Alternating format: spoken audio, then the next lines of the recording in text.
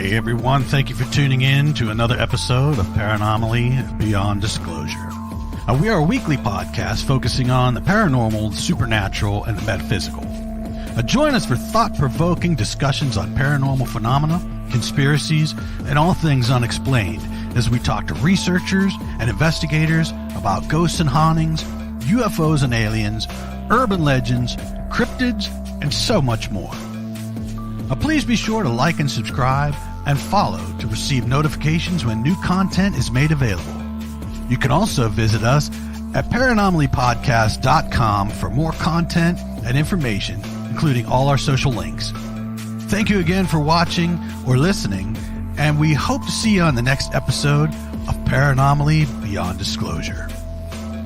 So grab yourself a drink and a snack, turn the lights off on the way back, find yourself a nice comfy spot, and enjoy this episode of Paranormally. Stay with us, folks.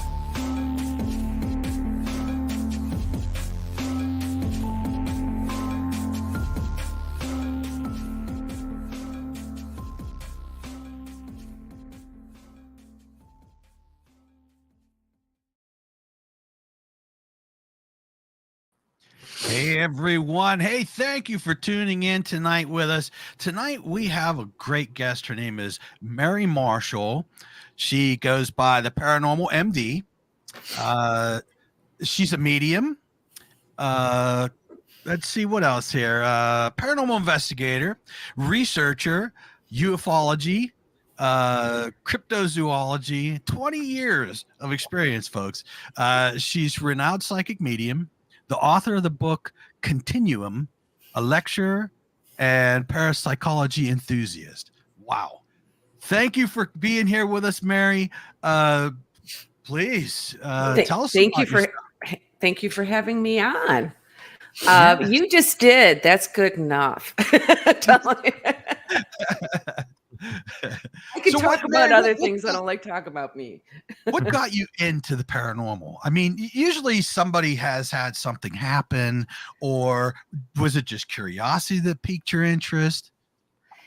It was, it's interesting because over the years I've gotten asked this question, and I wonder sometimes if I've answered it differently because you think of new things. But it really was a combination of extreme curiosity, and it came from the psychic mediumship.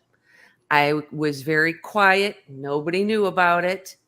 It was partially due to extended family, religious reasons, so on and so forth, or just, whatever the issue was with it or is. And I started searching out at that time. This is when everybody was just doing home cases. There were a handful of the, pay and play that you go and have pay to go and investigate places in the country. But so I searched out a team, and I thought, what would happen if I put myself in a known haunted location where they say that there's activity, that kind of thing. And it was really from the psychic medium thing. And it was really funny because the first time out, I was walking through by myself and picking up, feelings and hearing and seeing and whatnot.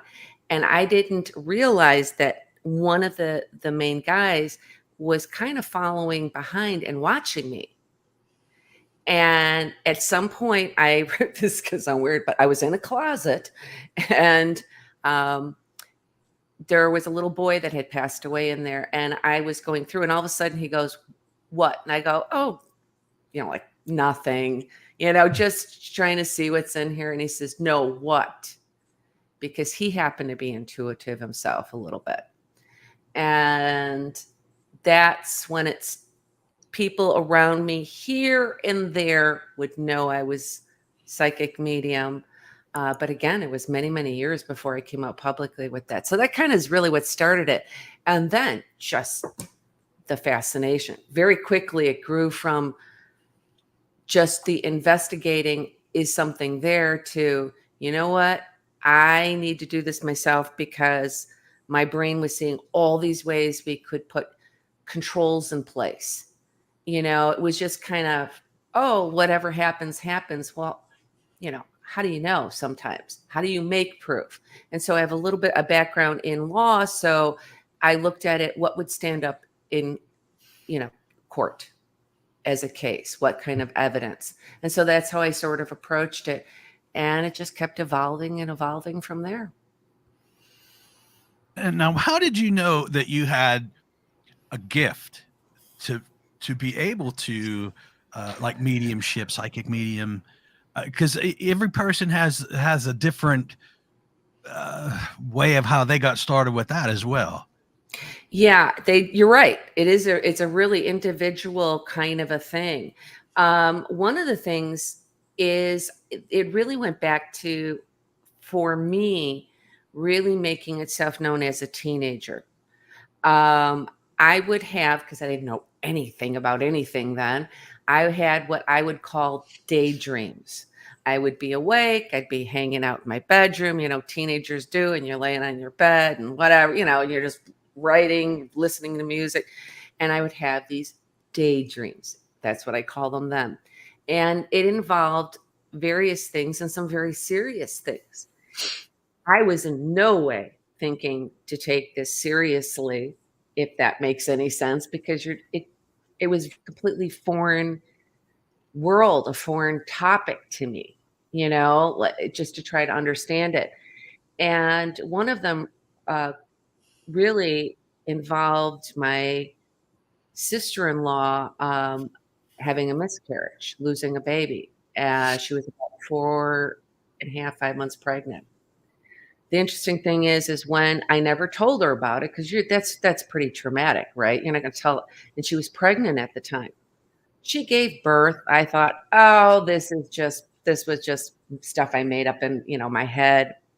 And then she got pregnant again, and I was sitting in the doctor's office with her and my brother. The baby had died inside of her, and so she was going to the doctor to get an injection to miscarry, to lose the baby because it had already died and it was starting to poison her system. While I was sitting there, I looked up and what happened in this daydream was I just saw her standing there. She was holding a baby and the baby slipped out, and I thought, she's going to lose the baby. When I was sitting in the doctor's office, something triggered, and I'm sitting there looking across at her, and she was wearing the shirt that she was wearing in my daydream. And I freaked out. This is before cell phones and everything. So I took all the change I had. I'm calling my sister who lived in New York, pumping, Kathy, do you remember me telling you about this? And that was my first real awareness that, and then there were other things as well, but that was a very traumatic for me as well. So that's really what kind of kicked it off, but pushed it away. I just didn't want to deal. It's not easy. People look at you differently, and not even to this day, about it, much, much more so all those years ago. So yeah, it took me a lot of years to come to terms with it. Can we go? Oh, sorry, Todd. Did you want to say No, something? go ahead. Can we? Because I kind of want to dive right into this right here. So the visionary experience that you had. So that was something that was symbolic. What you actually saw happen. Wasn't a real sort of image or anything of something in the future. It was sort of symbolically representative of that happening. And this is the thing that's just always bugs me, what's your explanation for, I suspect that when it's something symbolically, crafted like that, I suspect that there's another being involved with the transmission of that, that's projected maybe that imagery, either another being or maybe potentially your higher self or something like that, which is essentially kind of like another being in some respects. What do you think about that? And as far as, because some people think, when you have these visions, it's something of the future, but, with many, at least I would say, even with my own, it's most of them, are not actually the real thing happening, but it's symbolic. So where does that come from? How is that constructed? And what's going on there with that? Well, there's a few different ways to I'm going to answer on this. One is there's a difference between psychic and mediumship. Mediumship, you're connecting with dead people, with deceased people in another plane. They're usually meeting you. For me, they're meeting me in my plane now, right? But when you're doing psychic, it is more of a telekinetic, not mind reader. We're not mind readers, but I have to describe it this way. I will either connect with my own spirit guides, with their spirit guides, or a universal energy. Some people would refer to that maybe as God, but there is just this energy that is out there as well, for me, how I feel about it. Because one of the things that I started doing was being a medical intuitive. And that was brought up to me by another psychic medium friend of mine. And I did remember at the time going like, what? Like, get out of here, kind of a thing again. And as I started to do this more and more, I realized as I'm reading people's energy to kind of tune in to them and to their world, to their memories, to their life, to their, to the extended energy there. I had some pretty dramatic, really, a couple of them were like life and death situations that blew my own mind, where I'm like, holy cow, they're making this really clear. I need to be doing this, for people. So when you're saying symbolic, to me, much of it almost, especially if it's something that's in the future, right? Rather than me looking at somebody and saying, hey, this is happening with you right now, but as something in the future, it's all symbolic.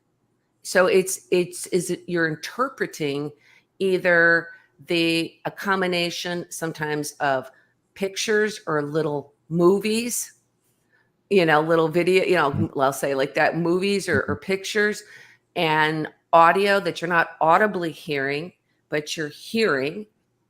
Perceiving it. I'm sorry, what? I like to use the term perceive. You're not hearing it, but you're perceiving it. You're perceiving Right, something. perceiving it. Yeah. And it just, I always say that to some people listening, because they're thinking, because there's a difference, right, between audibly hearing it with your ears. And so a lot of that, I think, is interpretation. And that was one of the things I think that concerned me, because I took it very seriously. I did not want to, you are dealing with people's emotional well-being. Sometimes people are in a fragile state. There could be multiple situations that create that. And I wanted to make sure that I was good, because I didn't want to accidentally, by giving wrong information or something, create harm, right? So, a lot of it, again, I'm just going to kind of go back to it, is that I think a lot of it is interpretation, because there's people, you've got psychic mediums who use divination tools like, tarot cards or scrying of one, using one method or another. That's interpretation. Those cards aren't magic. They're not coming up as magic. You're looking at them and you're going, okay, spirit wants me to say something about this, and this is my understanding of this meaning of this card. And I don't use cards, so I could be somebody may correct me on this, but, and so you look at it and you're interpreting how does this apply to the person in front of you? So, but who the is the source, artist? Who is the artist that is generating the imagery and is deciding, what it looks like, that she's got the same shirt on, all that? There's such for a mystery me, there. I So to believe me, that it's a spirit guide as that relay, as the, how, like, if I'm talking to them and I say, you know what, hey guys, I kind of need your help. I'm having a really bad day. Kind of hold my hand, guide me through this to give them, the client, the message that they need to hear. Not always what they want to hear, but what they need to hear. And if you're getting to a larger one, I'm a Christian. I believe in God, but I don't believe God comes down and creates this picture for me. I don't think he's the architect. And I don't know that, there is one architect. I think it's individual for each of us. And like there is somebody, a helper, I'll say it that way, a helper on the other side in the form of spirit guide that will help kind of funnel this information into you that in a way that makes sense for me, because it may not make sense if it came to you. They would have to work with you in a way that made sense, imagery or whatever made sense to you. Right, because we all have this sort of different interpretation of symbols, and I always talk about this with dreams, that there can't be this single lexicon of what every symbol means. I agree. If something's going to communicate to us through symbols, it's got to be on a personal level. It's got to be according to your own sort of perception of those symbols. It's got to be relative to that.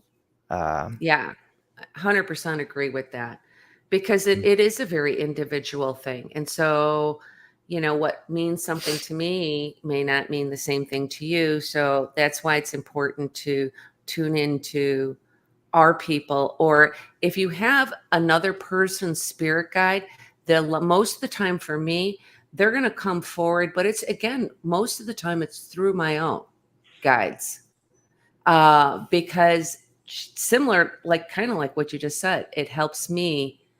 They know how to work with me, what makes sense to me, how to direct me to get what I need out to this person.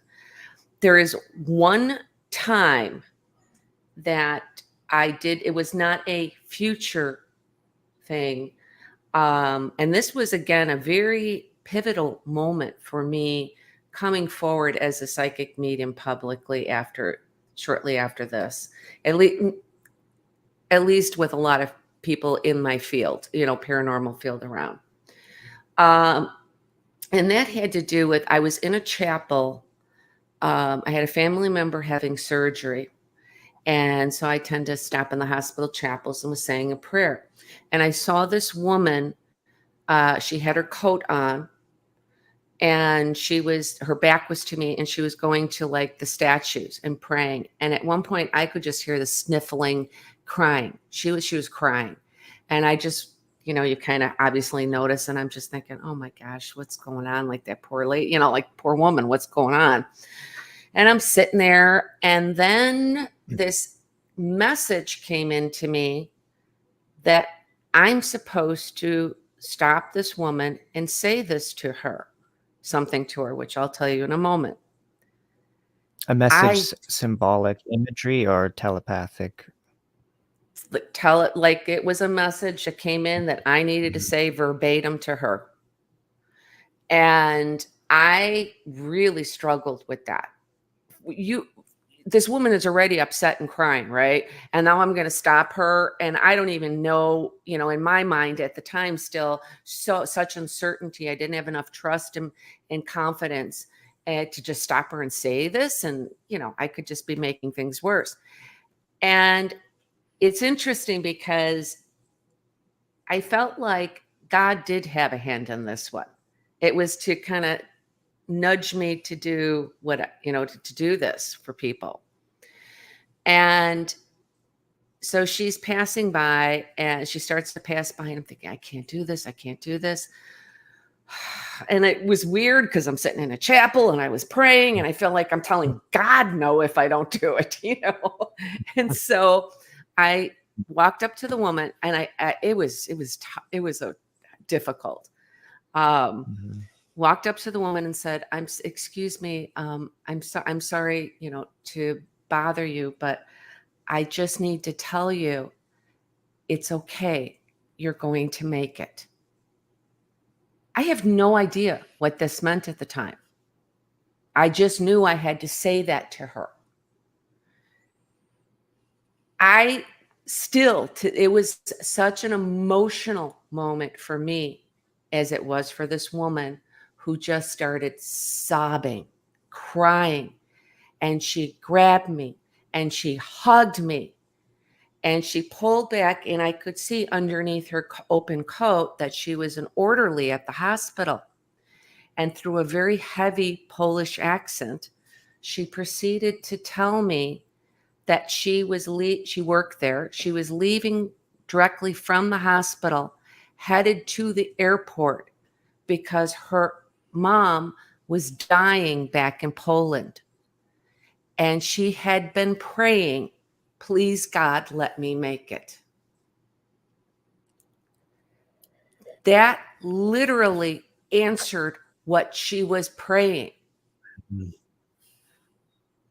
To this day, I'm sitting here telling you the story. I've told this story before. I have to choke back my own emotions on it. Mm-hmm. It was so powerful.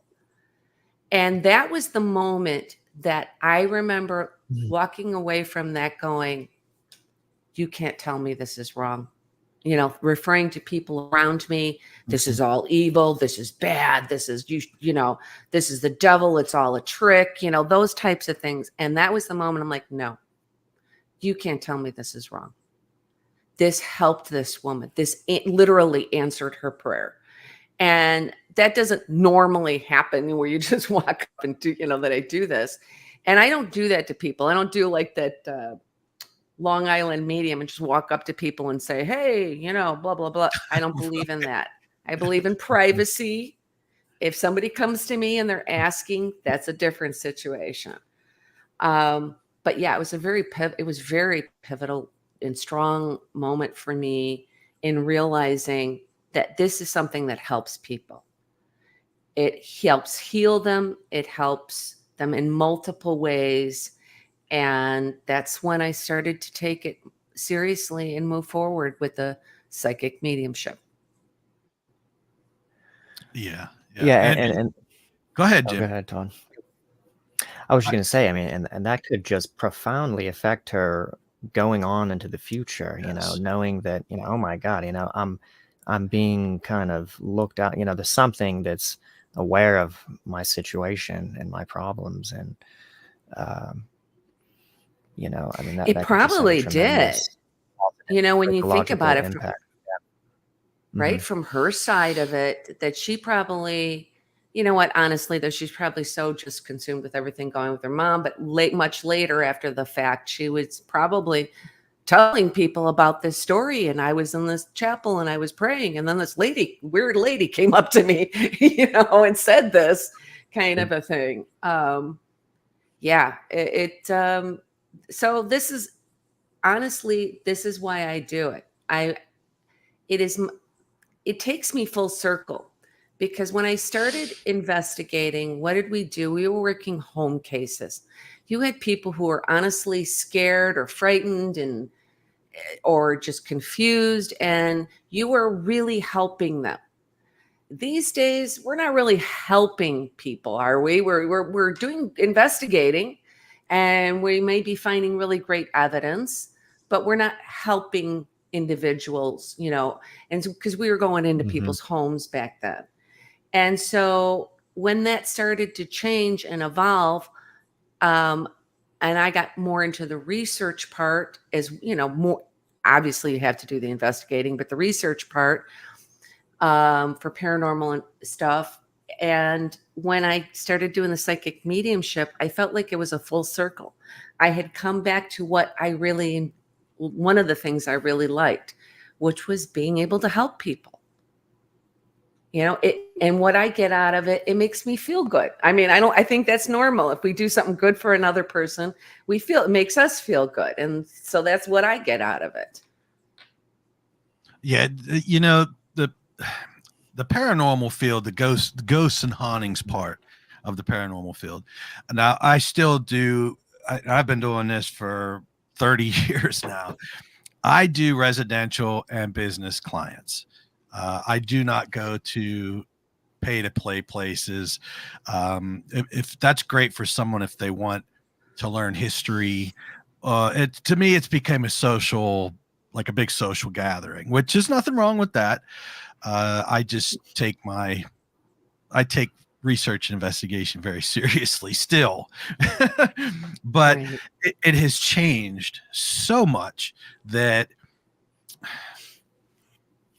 the people that are going out there and putting themselves with residential and business clients, they have no clue of what they're doing and the psychological damage they're Yeah. doing to them by saying it's a demon, it Yeah. is, something evil, when probably 95% of the time it's not.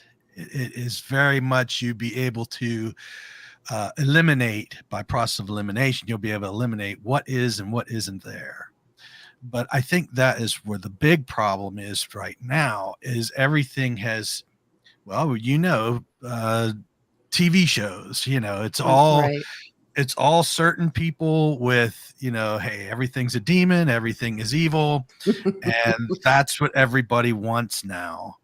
And that's where it is. You see everybody, the YouTubers now, everything is evil and demonic and dark, and because that's what people want to see. If Because you that's went in, what sells. that's right. If you go into a regular house, Mary, and you're there to help somebody because they got something going on and they don't understand what it is, and you would record that whole thing and you would live stream it, you wouldn't get anybody, because it's so boring to go into the places and wait and try to get some kind of evidence that you can use. It's just not like it is on TV. Yeah, you're absolutely right. In more times than not, it is really boring for sure. One of the shows right now is that on Netflix, 28 Days, Mhm. with Shane. Shane, great guy, very, very nice guy. Anyway, one of the things I appreciate about that is at least it's 28 days. And that makes a huge difference on what type of Mhm. information you're going to gather. Most people are going in for 8, 10, maybe 12 hours Yes. and coming out and they've got answers. I years ago did a radio interview, and before I came on, I heard the two hosts talking, and they started talking about, oh yeah, you remember that case we did? That one with the gin? What? You can barely tell half the time if you were to spend, 4 days at a place. Sometimes not, what exactly are you dealing with? You're coming up with a gin, you know, Yes. I'm just thinking, oh gosh, I hope you didn't tell homeowners this. And then there's probably, first of all, like, what is a gin? And you're like, well, it's an evil genie, essentially. And on and on. So, it makes a difference to have more time. And the Yes. shows definitely don't. And most of us, honestly, we can't afford to do, something where we're going back over, spending a month or Yeah. repetitive. I had an opportunity for about 4 or 5 years, and I kind of forget now. I think it was 5 years. Um, I had a reasonably local historical museum. They had called me out, and I was investigating the city's theater, which cracks me up, by the way, because everybody's theater is haunted. And I'm like, Of course it is. They're theater people. And I can say this because I have a background in that too. They're all dramatic, you know. But the theater had no activity, but the historical museum did. And I was able to go back there. I was able to train other team members at the time. And this was on and off over 5 years. The amount of information, you know, you will leave one of these investigations, because I'm the type, I have audio, stationary audio in pretty much every room. And every investigator is wearing on-body audio. And I do the on-body audio for a couple reasons. One, it's a journal for the night, because we always think we're going to remember things exactly how they were. And sometimes it's just the human brain. It's faulty. So this way we have documentation of that. But also for proving or disproving EVPs. And that sounds weird, right? Because you go, well, what does that mean?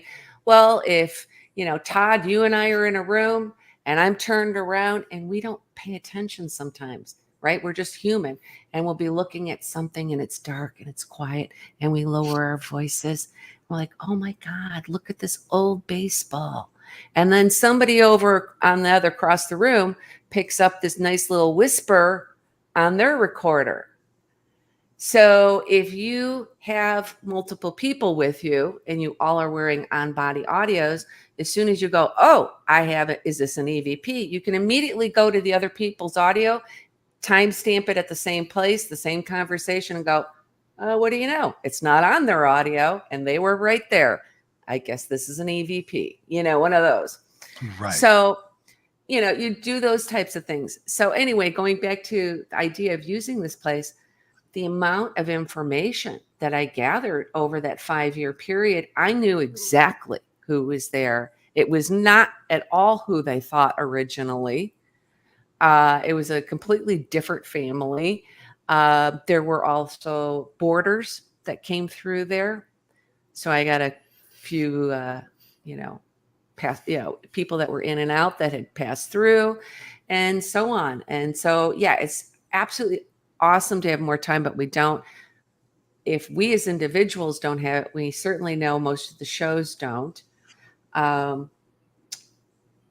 say one more thing about that we were saying with the shows, and because demons sell, that's why the network's like this. I have a friend that used to be on one of the ghost shows, investigating shows. And they were doing the, on the fly interview, something happened. Now they were like, what happened? And the camera and the producers, the line producers behind them. And they start talking, and the producer says, so you think it was a demon? I didn't say that, but it could be a demon, right? Well, yeah, it could be a demon, and clip. And that's the soundbite they took. Yep. Of him saying, well, it could be a demon. So most of these people on these shows, they are really earnest. Not all. And I know the particular show that you're talking about, the drama queens, as they call them. But most of the people are really sincere. They're honest people. They're doing the best that they can. But you have producers and all these crew people around you that they can manipulate, and in editing, and just even manipulate at the time. And so that's why we kind of have problems. It's not that the people, for the, at least the ones that I know, and I would say, 98% of the investigators that have been on television, they're honest, hardworking, sincere. Yes. It's the production that's the problem. Yes. Yeah, because I've done hundreds of cases with residential and business, and only one, possibly another one. I know one was definitely, there was something demonic there. I had to get people in to come, and I was doing all this by myself back in the day, and I had come up against something that was just a little too much for me and had to call somebody in. and they they knew things when I was just on the phone, just reaching out to them for the first time, saying, "Hey, I got this place," and they're like, "You need to leave that place right now." And I'm Yeah. like, "How do you even know I'm there?" You know? They're like, "We know you're there." So yeah, it was really really crazy, and that one was like the only one that I believe that I had that was truly an evil demonic type of a thing. But if, for the most part, it's extremely rare to run up against It's demonic entities. so rare. Yeah, it's so rare that I tell people, like, when they hear something, if it's paranormal, then you can relax. You've got a problem, maybe, if someone's, outside your property or something. But if it's paranormal, nothing is going to happen. I mean, it's just extremely unlikely, that that something's going to materialize and come and kill you. Um, so it's like we've got it all backwards. People are so sort of thinking that the paranormal is this sort of harbinger of doom. There's something is going to happen here. Negative, but yeah, it's just, at least in my experience and most people that I talk to, it's just incredibly And rare. also, Jim, what I've been saying for a long time, and people that argue with me, but Mary, you would probably understand this as well. A lot of people, these places have changed. Places like Waverly Hills, Pennhurst, you used to know the history and you used to know who was kind of there, making an appearance, or who wasn't. You know what I mean? You Yeah. had like this nurse, she comes around, but it has changed so much that people are saying, they're making up these different things, and you're getting thought form entities. Yeah. And it's really hard now for a paranormal investigator. This is where history and that is so important, and research, because now you go into these places, you need to really know who was there and who wasn't, or you're going to be uh, communicating with a thought form that was created there. Yeah. There's a couple things on that. One, going back to people being afraid, what Jim was saying is that, and thinking it's something evil. One, it's interpretation. You know what? It's the movies. It's how the media presents things. And so, Mhm. if a person sees a book fly off a shelf and they go, whoa, and kind of like it seems like it almost was going to miss them or something. And they're like, they feel threatened. Where Right. And if it's it was just me, I'd be somebody like, trying. what book was that? If it was me, I'd be like, they might, want me to look at that book, what's in that Well, book, exactly. that I They're need to trying know to about. get your attention. Right. They're Mhm, trying to get mhm, your attention a lot of times, but we'll mhm, take it as threatening. And so that's one right. aspect. And then, when you were, as far as like, some of the other things, as far as like what would happen on investigations or not, like at different places. Um, there was a location, and again, this is years ago.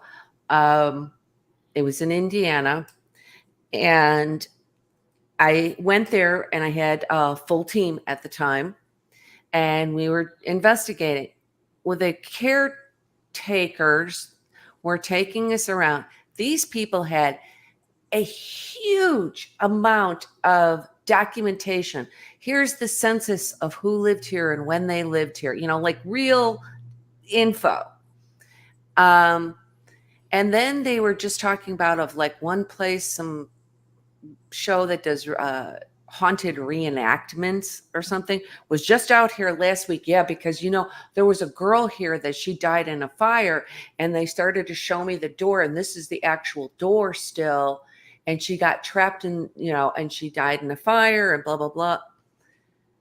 Well, there's a couple things about this place, and I'm sure there are maybe other places that do this as well. um I looked around and I kept just asking questions on and off in different ways and different things because I wanted to put the pieces together or what they were answering. There is no way, first of all, this girl died in a fire in this room. It had open archways, and I had said, oh, were there pocket doors here? Oh, no, this is how it always was. Okay, bingo. You just told me this is an open room. How did she get trapped in here? You know? So, and then the door with the burn marks. I'm not a fire expert, but we kind of know the nature of fire and backdrafts and how it breathes. I literally took photos. They probably thought I was crazy. And I went to a fire station and talked to a fire chief and said, all right, this is the situation. Could this have happened this way? He's like, no. So the bottom line is I'm condensing the story and saying, no, it didn't. But then when we were all done, you could actually stay there overnight. We were done investigating. There were 2 rooms that you could stay up in. We had passed, and I was like, what is down there? And this was my intuitiveness at the time going, ooh, there is something really bad over here. Like, I did not like it. It was just it was just horrible feeling. And I didn't even want to go down there. But as we did, and I'm like, somebody in the team asked, what is all this? And I knew what it was. They had an altar. They had a satanic altar set up in one of the upstairs rooms. They were trying to bring activity into the location by doing satanic rituals with a satanic altar. Crazy, like, to do stuff like this. So I'm sure that sometimes there's indulging of stories to get people out there. I think you're right that people have other experiences and they just don't understand what it is. And they, relay it maybe not the way it was meant to be relayed of what happened. And like you said, that's expressing like thought forms and other types of things that you get other residual energy now left behind. It's more of a residual at that point. Right. And you're getting these people, these teams, so-called teams anyway, they go to these places and it's hosting an event. So you have, whatever paranormal team is hosting this event, and they have all their meters out, and every time a little meter blinks, it's a ghost, everyone. And everyone's saying, oh, thank you for lighting up the meter. And this happens every 5 seconds, so that it's not, we know that it's something different. And when people are like, how do you know? And I was like, look, I had to learn over the years to become a complete contractor, HVAC technician. I had to learn how to be a weatherman and what barometric pressure does to a house, makes it contract, makes it, you know what I mean? Because if them steps are creaking, I want to know, was that the house expanding and contracting that made them steps creak? Because it happens that your windows they'll bend a little bit and they'll buckle and they don't want to hear that. As soon as you start telling them logical things, they're like, no, that's not what happened. And the thing is both can exist because I've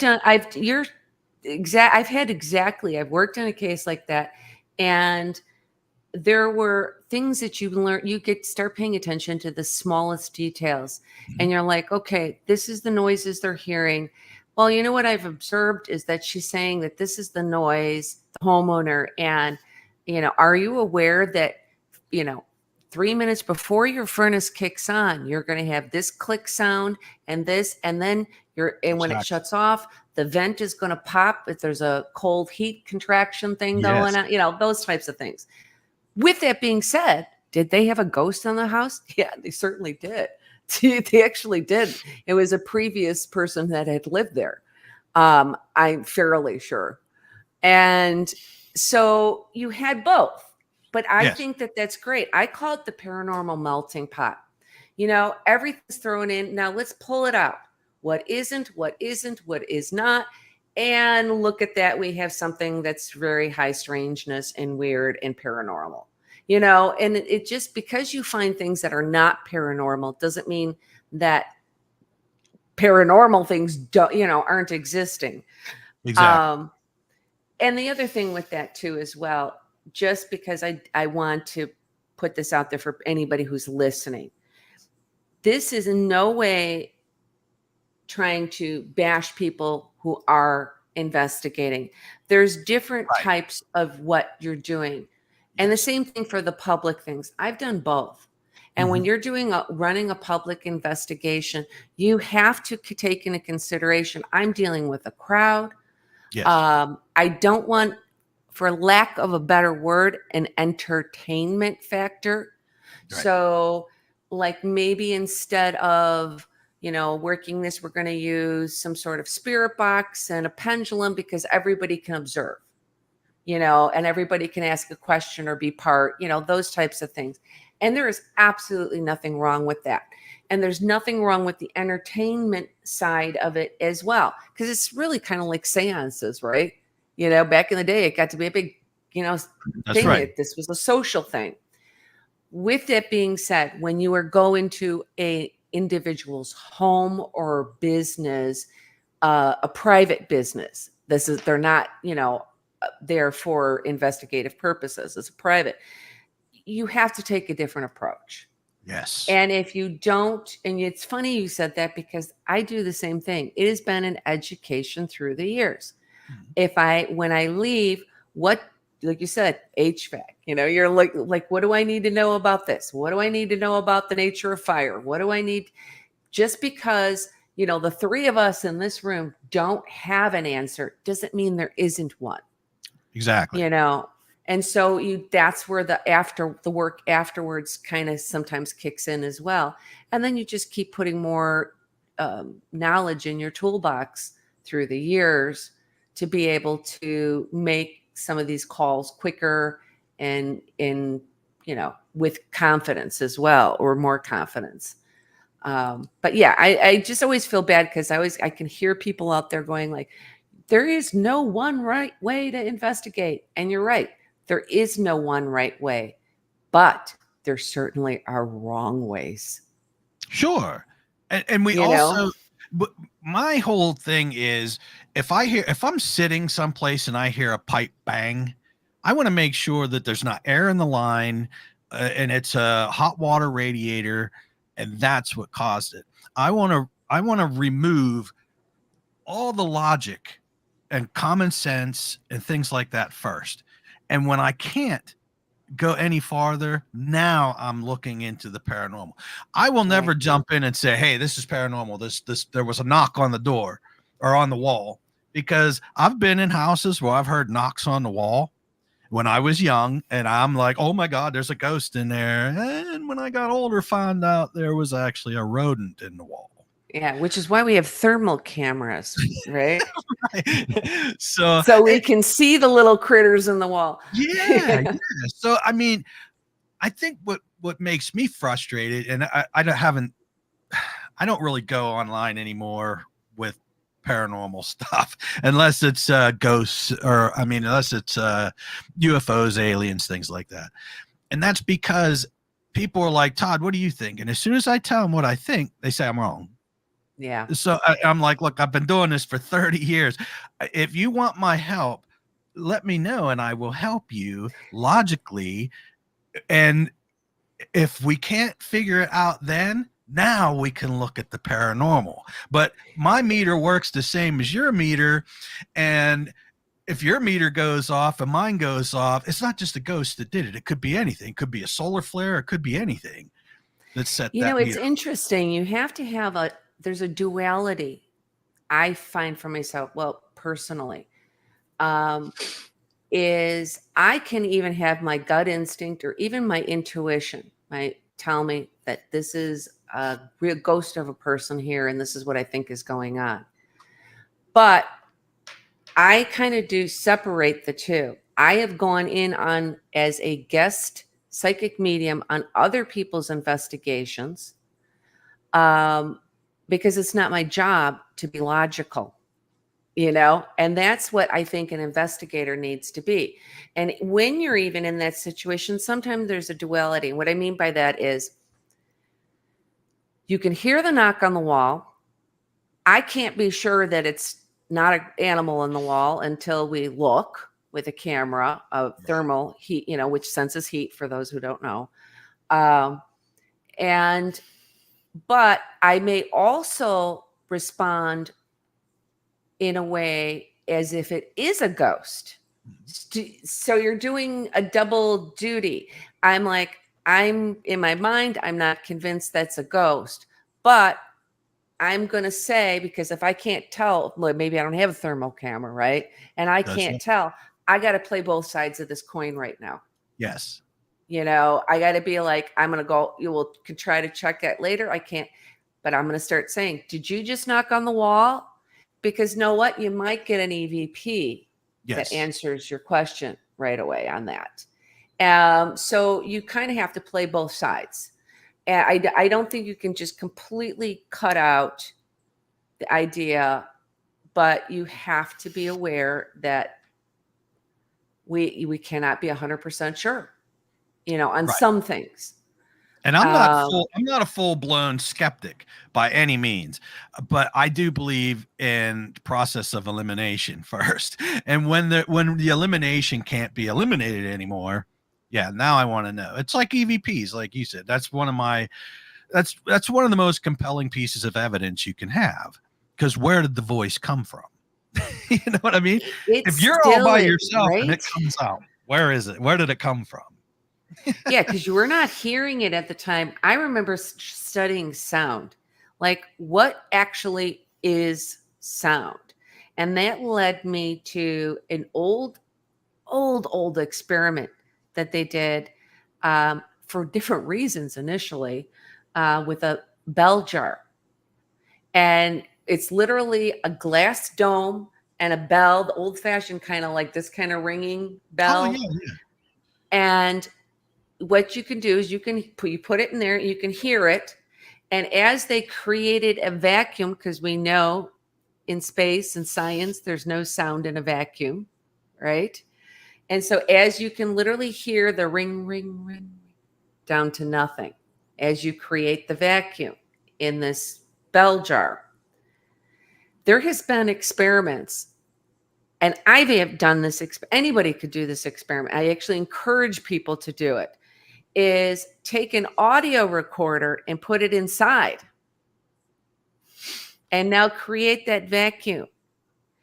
According to science, to everything we know in science, it is impossible for that or audio recorder to have voices on anything on it. And yet there has been EVP captured. So now that becomes a really interesting thing. What is sound? We just caught an EVP in a soundless vacuum. So is it an electromagnetic imprint? Is it, you know what I mean? So your brain starts going to these other possibilities that we still don't really have succinct answers for. Yeah, it's almost like the stone tape theory. That big stones they'll hold. You can go up next to it and scream at it, and somehow it'll keep. There's a resonation on it. Like Stonehenge, I guess that would be a perfect example. There just was something in the news about Stonehenge, and they had sprayed it like there was some graffiti thing. I seen that. But I guess. Go ahead. No, I was going to say, I think it's a dye that is like food coloring. Yes. Or something that's not permanent. But I was just like, why? Why would you do this still? Yes. Over protesting oil or something has nothing to do with that structure. Yeah. That's vandalism. Which, 99% of people are going to just find that just unbelievably egregious to do that to, you know, a sacred sort of ancient historical site like that, and you're just going to, you know, have it backfire massively. Yeah. Well, I guess You yes know, and no, because in a way it was negative. What did they say?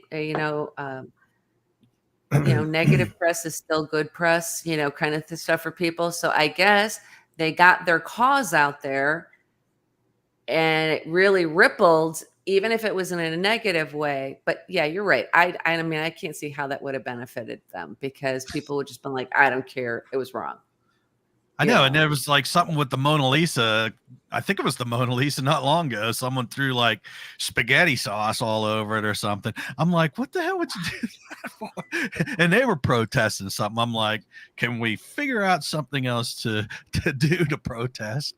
Yeah, stop with the historical, especially like we're not talking about, and not that it's any better, but I mean, like this century, last century, I can't say this century, well, this century too, but last century stuff. We're talking about stuff that's like Stonehenge, it's ancient, Yes. or the Mona Lisa, it's irreplaceable, those types of things.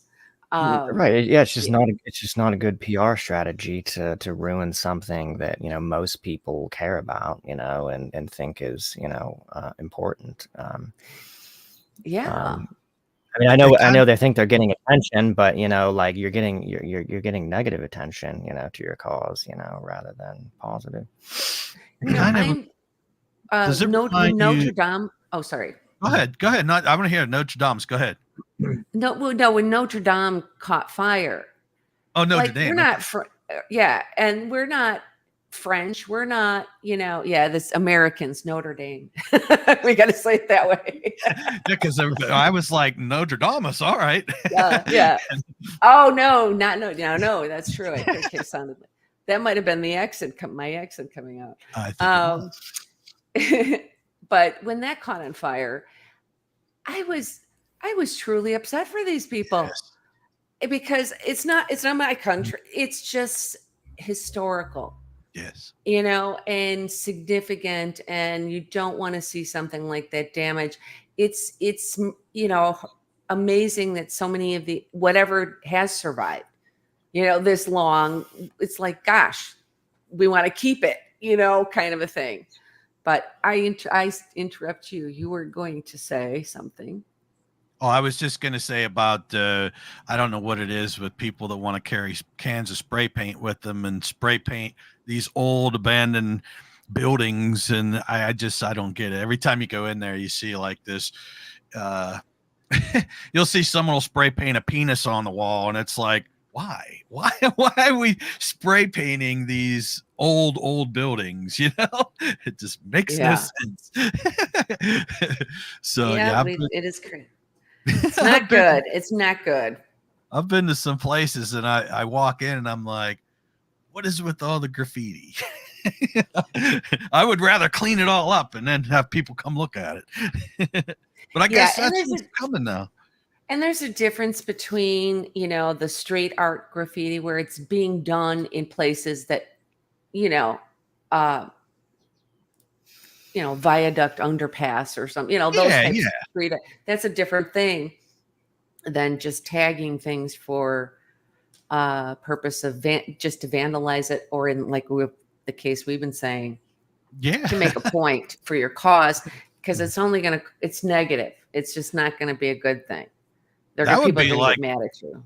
What's the great big the Colosseum in Rome? That would be like going into there, seeing people spray painting all over it. Right.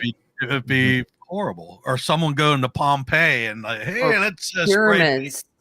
Oh yes, the pyramids. Wow. Yes. What do you think? What do you think the aliens would say about that, Jim? I don't think they'd be very happy. I don't think they would find it favorable. Yeah. Let's pivot. Yes. To I kind of wanted to get into the nature of reality a little bit, and get from you what your model is. but I'll set the table. So I kind of have this model, and I kind of feel like through studying abduction accounts, my model is kind of breaking down a little bit, and I'm just kind of wondering what you think about this. And this is relating to the multidimensional reality, the different sort of planes, or dimensions. So I've always kind of felt like there's the physical dimension, right?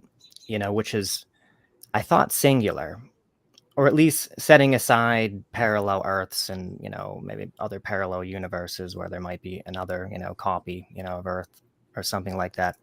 I've always kind of felt, the third dimension is this dense sort of aspect of reality. It's the only sort of physical aspect of reality. And outside of it, you get these sort of non-physical planes, which are, more characteristic of kind of the dream state, kind of fluid and manifestation, happens instantaneously, things like that. I'm starting to wonder, and also having studied cryptids for a little bit, and realizing that they're going somewhere, seemingly with physical bodies. I'm starting to wonder: is there more than one physical plane? Are there other physical planes in this same space? Or what's your model, and how what's your thinking? I do think that there are other physical, if you want to say it that way, but other dimensions that may function differently than our own, but nonetheless they support life. I'll say it that way. It's interesting that you brought up physical as in cryptids. Physical as in, yeah, go ahead. Sorry. Oh, that's okay. I was gonna say, like, you had brought up cryptids.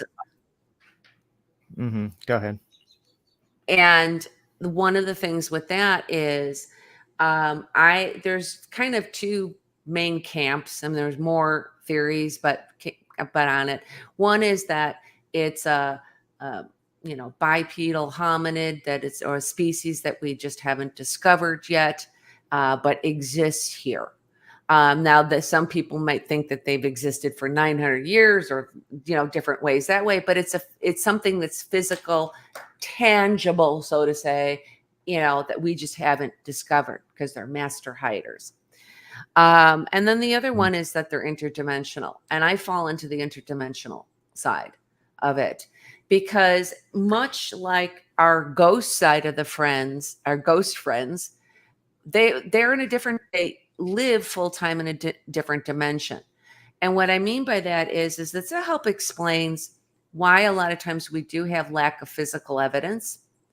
Like they have caught, and here's where we have a problem. Until we physically have something that we know is not DNA to any other creature that we have on this planet that we can name as a Bigfoot, all we can do is, if we find some physical evidence like hairs, they can put it into the national database and figure out, well, guess what? We don't have a match for this.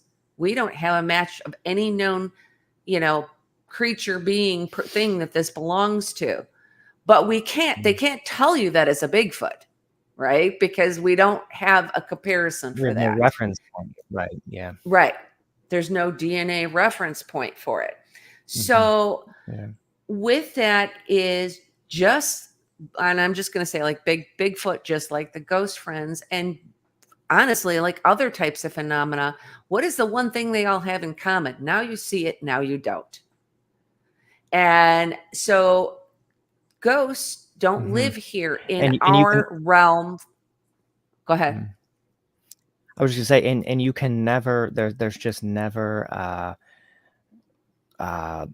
a conclusive sort of capturing of anything, like that. Like that's something that just has persisted all throughout this. No one has ever been able to nail it down, or get something tangible, like here it is, a dead body, or or something like that. And that's strange. And with all cryptids, it seems like all cryptids are kind of like, Yeah. you're just not able to, physically apprehend these things. And I think that's a big clue, that Yeah. And, one thing I want to throw out there too, at just as this point before we kind of continue on this, is, for people that are listening, one of the most logical things we're aware of here, right, is numbers, is mathematics, is math, statistics, numbers.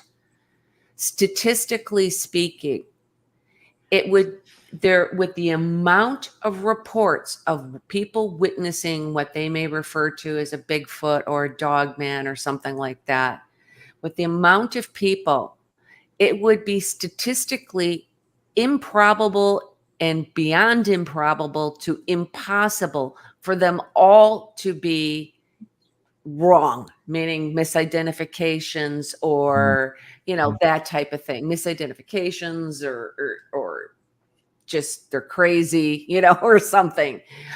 Even if it landed up being, out of all the reports that we have, if it's even if it's as little as 1%, well, that's 1%, isn't it? What are we going to do with that? That's pretty weird. And so a lot of what we think is paranormal, and whether that be with meaning in the true sense of the word, without current scientific explanation, whether it's ghosts, whether it's Bigfoot, whether it's, UFOs, it's all quite very it's really quite normal. We just don't understand it yet. We don't have enough knowledge and, to take it in and to explain it. But that doesn't mean that it isn't normal. We just don't know enough yet. I think this is how the world works. I think this is how things work. We just don't understand it. Thus, it makes it paranormal, because we can't use things like the scientific method and so forth to, shed light onto it and clear these things up. But I do definitely think that there is multiple dimensions in space and time that things like come into our, I'll say this dimension, our realm, if you want to say it that way, and then they can exit back out, sometimes by maybe intention and sometimes by accident. The thing I think in all of these fields that we tend to make, I think, is a mistake by some people, is saying, hey, here's a shadow person. This is what shadow people are. This one thing. They're all ghosts that don't have enough energy to manifest to a full-bodied apparition. That's a disservice to ourselves and to the topic. There could be multiple reasons. Meaning, Yes. one time it is that, but the next time maybe it is going to be something that is really evil and demonic, and the next Right. time it's going to be watchers. That's what I like to call Right. them, as watchers. Yes. Watchers. Yes. And so you have multiple reasons or explanations sometimes for what appears to be the same phenomena all the way through, but there could be different things causing it. So, again, is it intentional or is it by accident? I think it's both, that they can come in and out. Right. And do you think that, so they seem to be doing this, without the aid of any kind of technology. They seem to be doing this. I mean, at least that's what it seems. You don't see them, with any kind of machines or anything, transporting themselves, through dimensions. They seem to be doing this without the aid of anything visible, that, not to say that there couldn't be, potentially, some kind of subtle device that they've got, but it seems like they're doing this through some kind of, what seems to us, some kind of miraculous, unexplainable means. It's come to my awareness that consciousness has some pretty deep,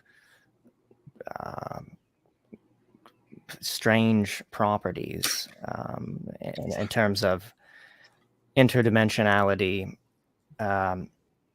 just kind of slightly off the topic, but this just kind of gave me this kind of breakthrough. Stephen Greer was recently talking about P3 assets in one of his recent videos, and he's saying that Black Ops, the government uses psychics basically to essentially kind of hack into spacecraft, but not just technological spacecraft, particularly spacecraft that is, I don't know if you've heard anything about this, that's living. There's spacecraft that are really, really advanced, that are essentially like a merger between technology and something living. And what they do is they're psychic, and somehow they're trained to do this. I don't exactly understand how, but they can cause these things to pop into our dimension so that they can be brought down with EMP devices. And so there's a lot of things I've heard about this, that there's some kind of intrinsic property to consciousness that is interdimensional or can somehow facilitate travel through dimensions. Have you ever heard of anything like that? Or what's your theory on how they're doing it? I have, and there's a couple. Again, these are like great thoughts that you're, and questions and thoughts that you're coming out with, because it's like I'm over here making little notes, because I'm like, okay, I gotta remember to say this about this, you know. But, well, one, talking about like Stephen Greer and having psychics in a sense do that. That's much like our remote viewing program that the government was doing, you know, as far as for spy reasons, you know. And then you've got, oh my goodness, and I'm just trying to blank right now. Oh, I've got this guy, and I just went to his name, and it will pop in my mind later. Who headed up the program for the government for remote viewing. Well, remote viewing, anybody can be taught that. There's a really, really, really, in my opinion, fine line between remote viewing and psychic ability.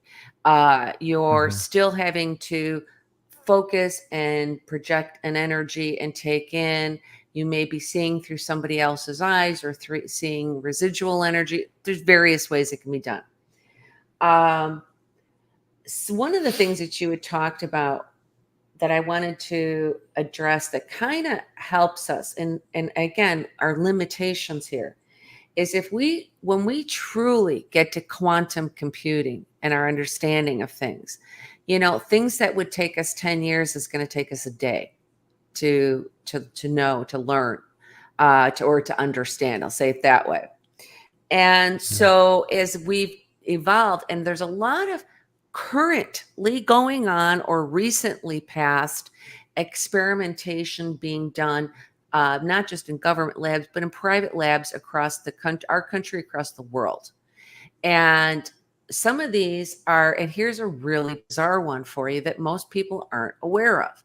Now, most of us, what we are aware of is cloaking, right? We started out with, you know, camo, right? It was just to trick the eyes. But then we got into a different light bending cloaking that they can use for military purposes. And that's why a lot of this stuff gets advanced, because that's where the money is, military. And they can cloak objects. So like you could literally, there's like something somebody could Google it. The person has a hand up and they have a hole and you can see through and see my face. You know, how do you do that? How is that possible? But we have the knowledge to do that. What people don't realize is we have experiments going on for time cloaking events in time. Now, that sounds really bizarre, right? Seems like science fiction. It's similar principle. It has to do with bending of light and lensing and gravitational fields.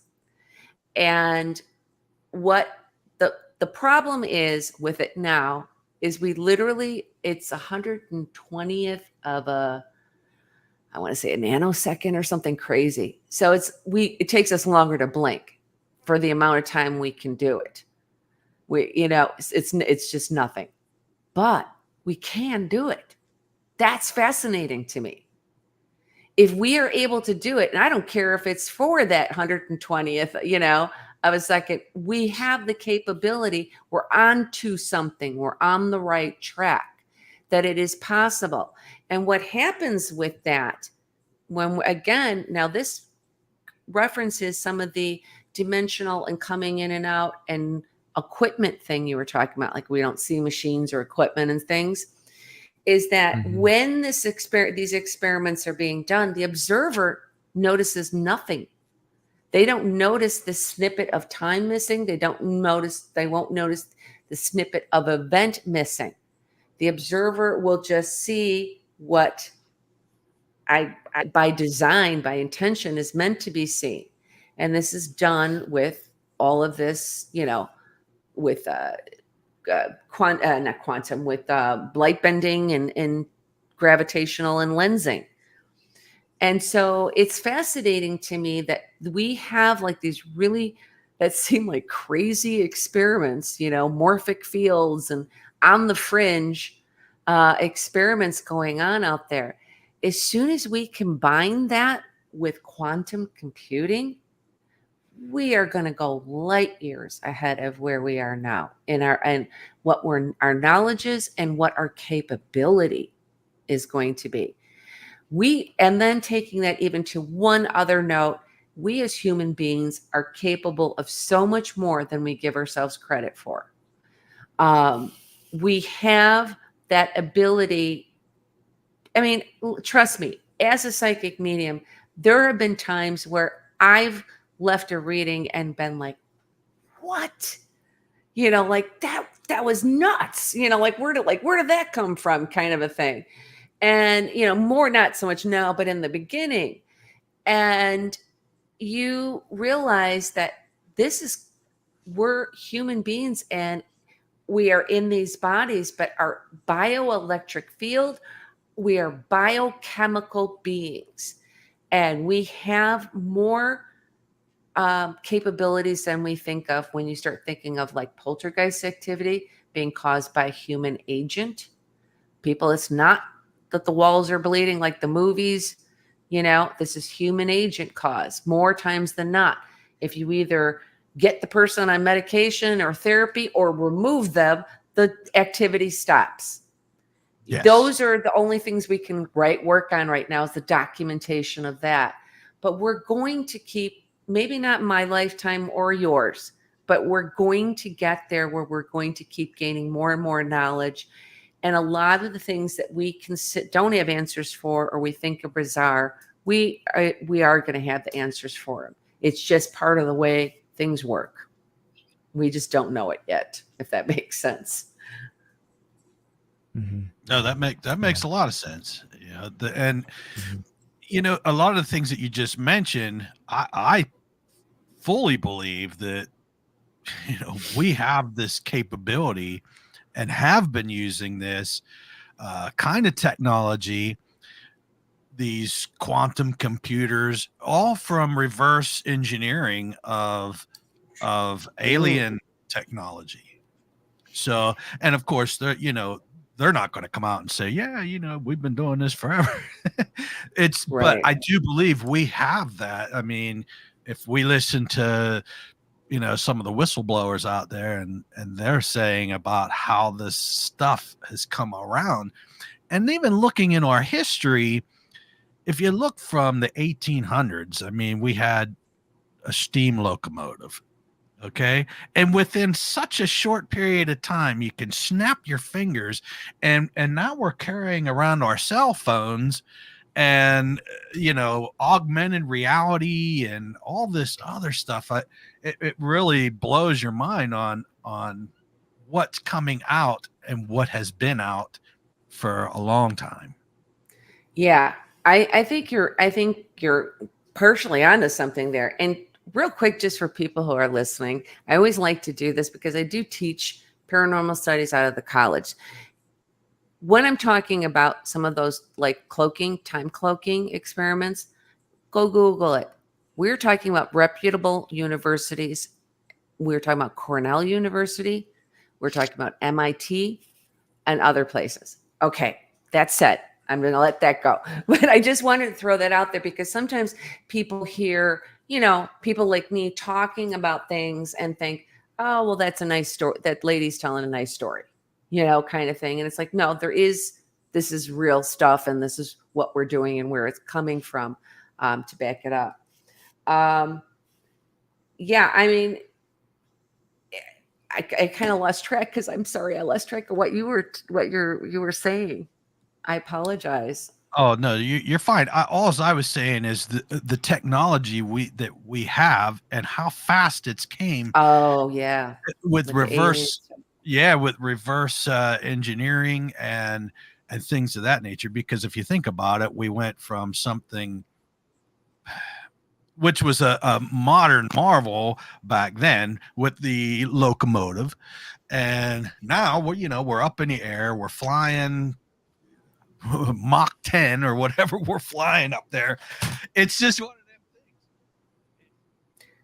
Yeah, one of those things like that I'm going to talk through because I see there was a problem is that some of the things with this is that I do want to say this. There's probably two. Like, I think sometimes there might be like this reverse engineering thing you're saying about technology that's not our own. But then there is also the idea of, what I just mentioned about military uses and money. Money follows, they got the money. And so they're going to have all the, come up with, the bombs and certain types of planes and cloaking and whatnot. So it's kind of a difficult thing to tell because we had 2 world wars and right during like the first one, right? This is where we had the Industrial Revolution, where we did have a big kick up on a lot of stuff. And when was the next time? It was after the Second World War. So we did, but that also happened to coincide with things like before it was Project Blue Book, but the original, but also, alien sightings and going into the 50s, right? And all that. So it's kind of tough to tell because it was about the same period of time.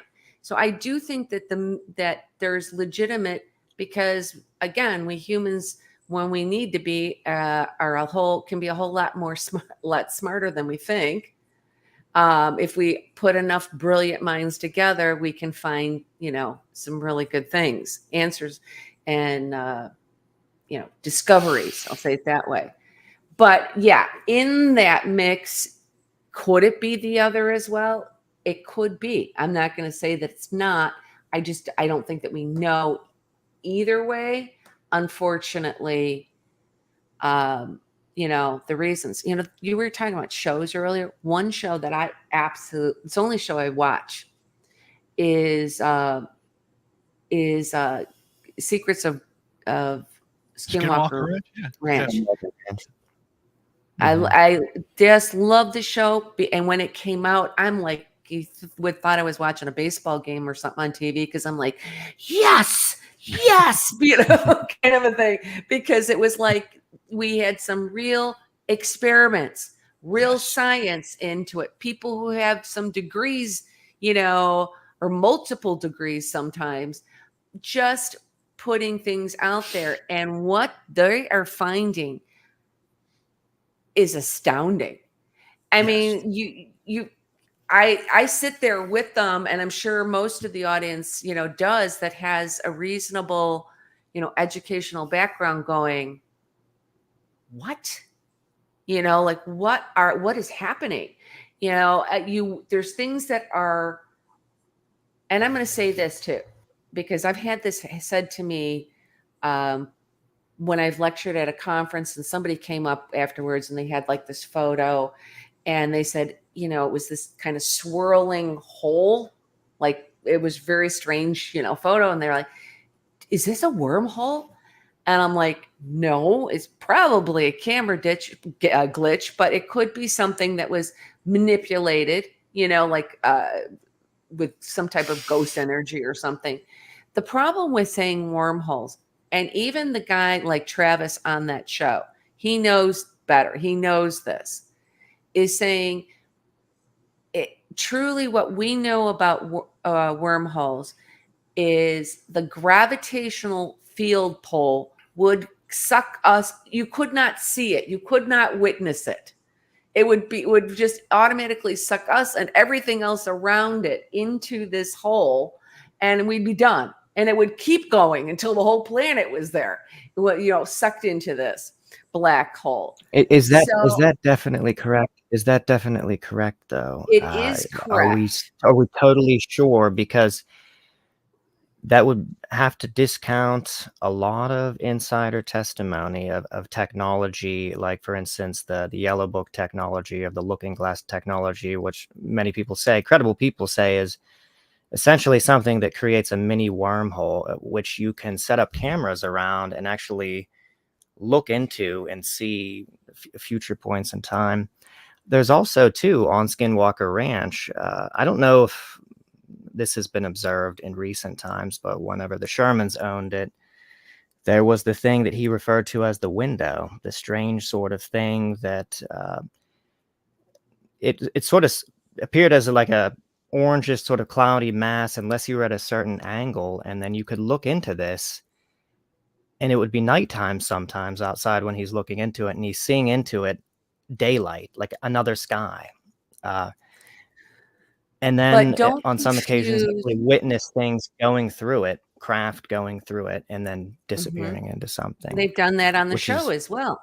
We've seen a craft moving, and it looked like it slipped into a pocket almost, and was gone. But the problem is what the true understanding of what a wormhole is. That is accurate. However, that does not negate that there are other types of portals out there yet that we don't know anything about yet, or we don't know enough about yet.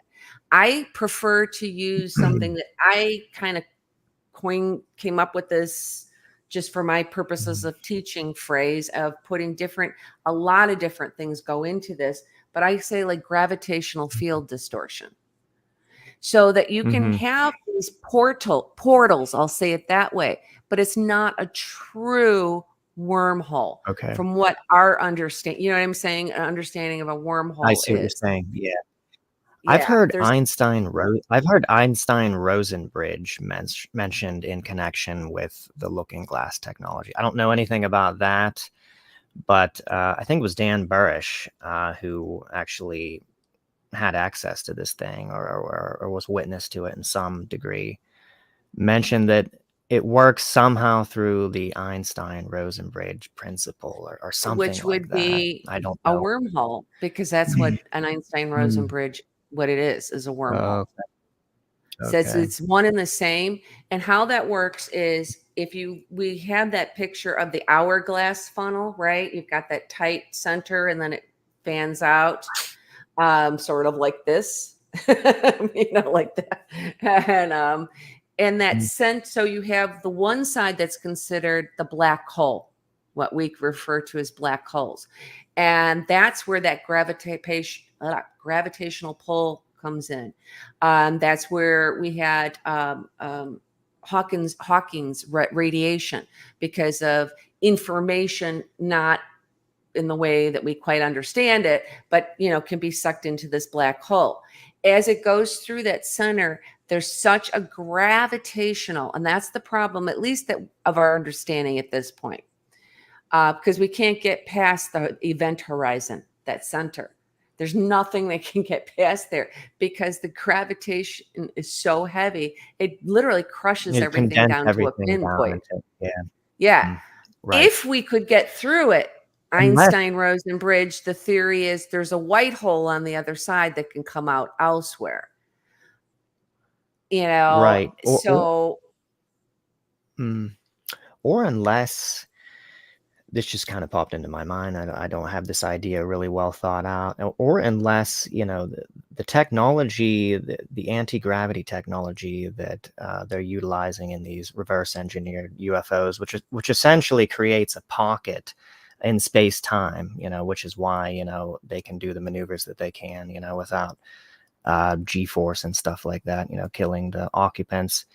Unless somehow, if you're using something like that and you're in a sort of separate space-time bubble, I don't know. And then who knows, maybe I it's think there's possible things through we some just other don't kind of know. technology. Right. You know what I mean? And Like that's we just can sit crazy here and speculation. theorize on what we know. It's hard when we say, because it would almost sort of like going back to, 1100 or something and saying, well, the world's flat. And then we go, no, it's not. If somebody would have said it's a big round ball and we're just Mhm. all floating upside down, what are you talking about? That's crazy talk, And so I think Right, that's it's not where, possible. Yeah. Mhm. I didn't hear it, didn't come through. I was just saying, yeah, and people would say, that's not possible, that can't be Right. done. But then, update your model of physics, and then all of a sudden, it's actually possible. And that's the thing with science Mm. is I don't think that we enough people understand that there are some scientific facts. That's it. It is what it is.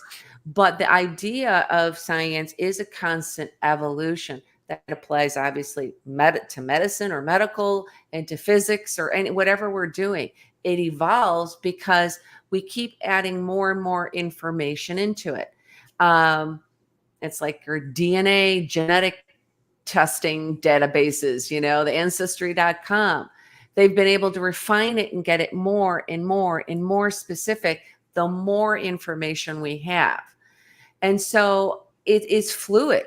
And so I think that, at least according to what we know right now, like I said, do I personally think that there are other types of portals out there or interdimensional travel, which again, we have to think with our minds. How do you get in and out and through? Yeah, I do. But I don't think we have anything yet that is really an explanation to what exactly it may be. Um, there's a Hadron Mhm. Collider in CERN, Switzerland that they built.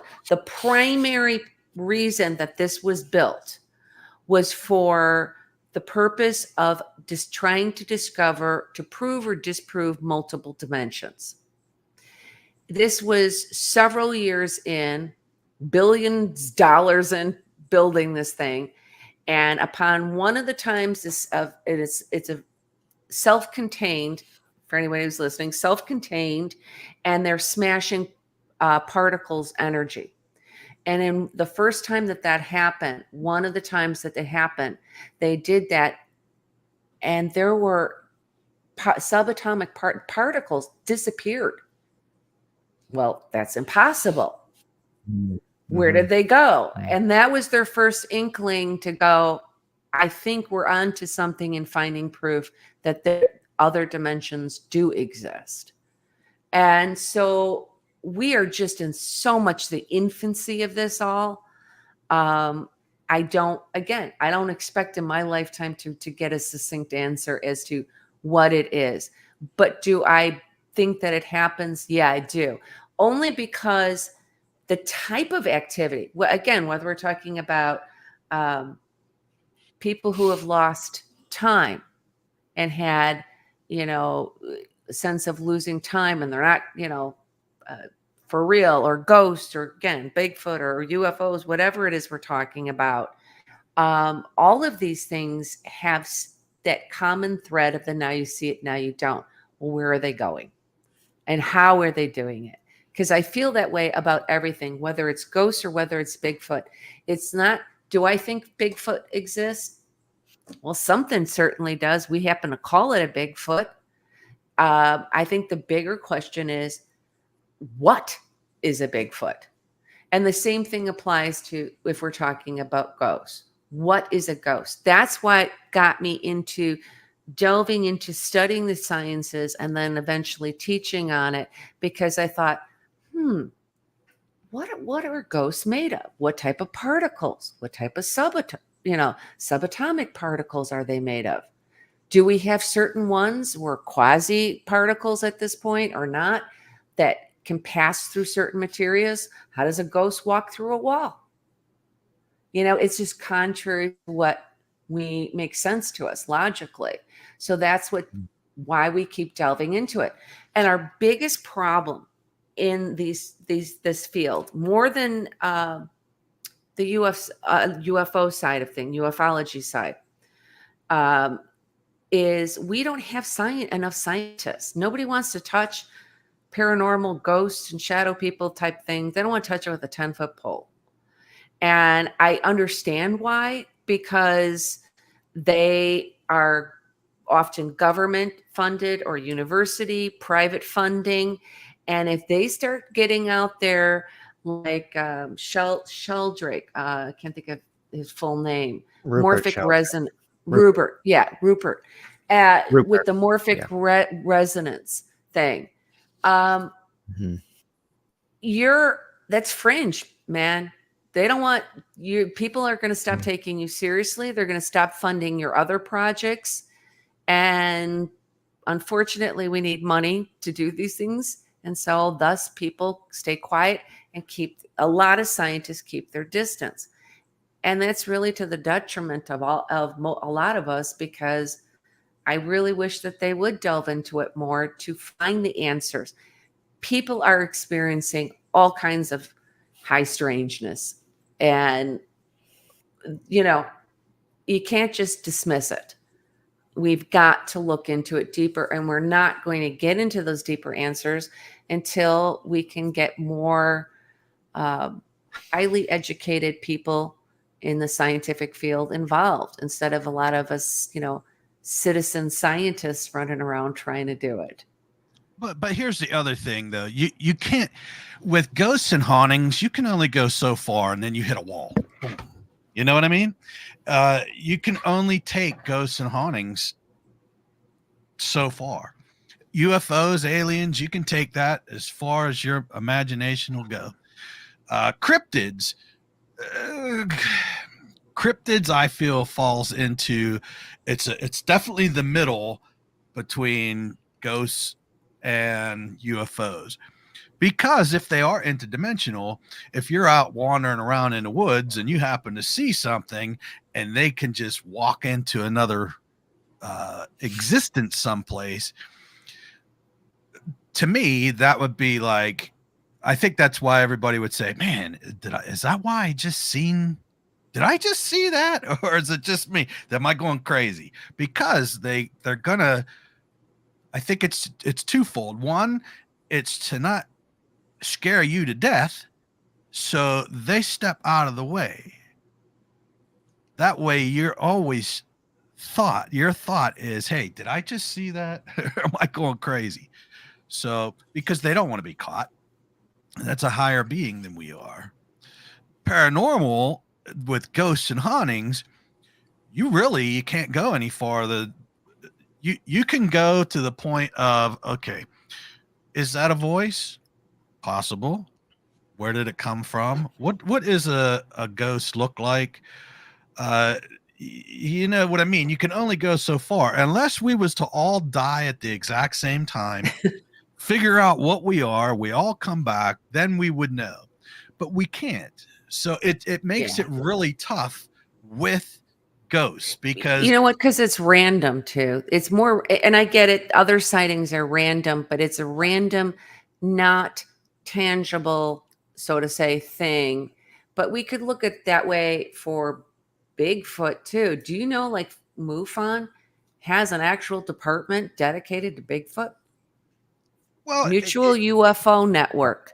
Bigfoot. Even if they do have it, it's still, my whole take on it is this: you don't need to be a scientist when it comes to ghosts and hauntings, because you can, like I said, you can only go so far.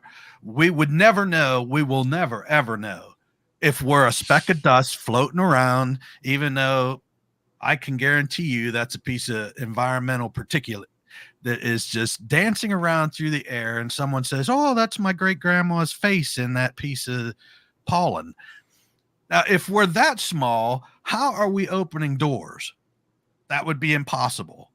You would need more energy than a speck to produce And something. that's the driving force, though, isn't it? How? That is my Right. biggest thing, is the how and the why. What are ghosts made of? What are shadow people? What are they made of? You know, What I can we, believe, what type of energy, what type of whatever.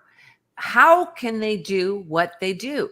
They're I can doing it, believe, so there's a way, I can you believe know. that we are a bundle of energy, and that's what makes our body move. We have a nuclear power plant within ourselves. I mean, the human being is an incredible thing. But if Is you there a die, way? Oh, sorry. if you die and your energy leaves you, you would have to have more energy than just this little speck. You would have to have a lot of energy to be able to manipulate a piece of equipment. You would have to be more than a speck, because that speck is going to be there's not going to be enough energy to do anything with. We know that from just using a battery and an LED light, what we can do, what we can power. So we'd have to be more than a 9-volt battery. When you get into things, though, like we were talking about wormholes, right? And that gravitational compression of pinpoint and the strength and the power to crush anything, or a supernova, and watching this thing expand, expand, expand. And before it literally explodes out and expands more, it sucks in. Think about, or even something that we may be able to relate to. I'm just thought of this, is a fire. A lot of times you will, fire fighters would know this, the nature of it. And it has to do with that fire. Sometimes it almost chokes out before it gets bigger.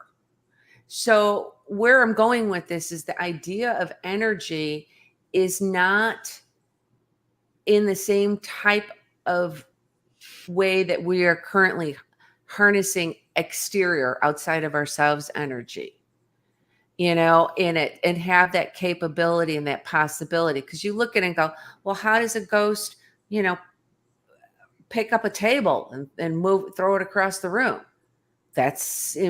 Seems impossible. Well, obviously it's not impossible, because what we can document at this point is it happens. So if it's happening, there has to be an explanation as to how it's happening or why. And that's where we don't have that knowledge. We don't have enough knowledge to know anything different, or even to explain it beyond a certain point. I think the best, honestly, that was one of the things with investigating at a certain point. How many EVPs can you get?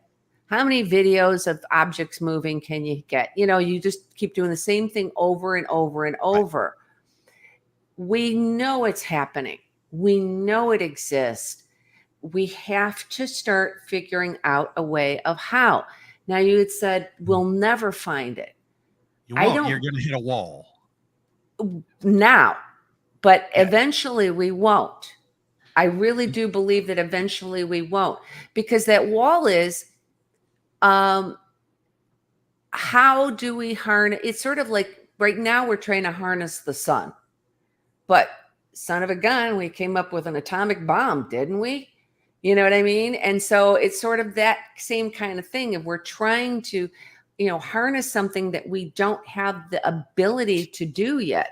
But I think eventually we will have more knowledge to direct us. So all we can do is keep documenting, gathering it. That is going to be the playbook for finding. You mentioned barometric pressure. If you went back 40 years ago, nobody was looking at barometric pressures in relation, right?